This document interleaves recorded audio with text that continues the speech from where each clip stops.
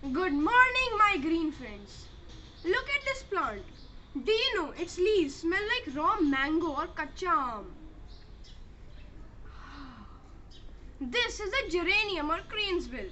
Geranium is found throughout the temperate regions of the world and the mountains of the tropics, but mostly in the eastern part of the Mediterranean region. Geranium can be found colored white, pink, purple or blue in most amazing neon colored flowerings.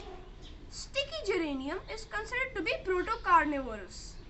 The English name cranesbill is derived from the appearance of the fruit capsule of some of the species.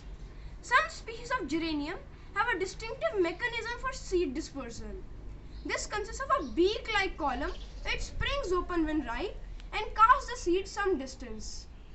The fruit capsule consists of 5 cells, each containing one seed attached to a column produced from the center of the old flower.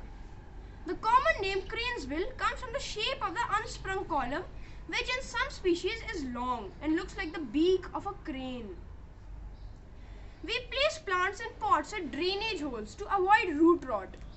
Do not use a saucer beneath your pot unless filled with pebbles. Geraniums just like it dry. Use soil as potting mixture instead of dirt. Water thoroughly, but during the winters, water much less. Remember, never let the roots dry out. In spring, when it has active growing months, we fertilize every 2 weeks with cow dung manure or biodecomposter. When you ignore it, the leaves will turn yellow as an indication you are watering too little or too much. Geranium can reach from 1 to 3 feet in height, depending upon the species.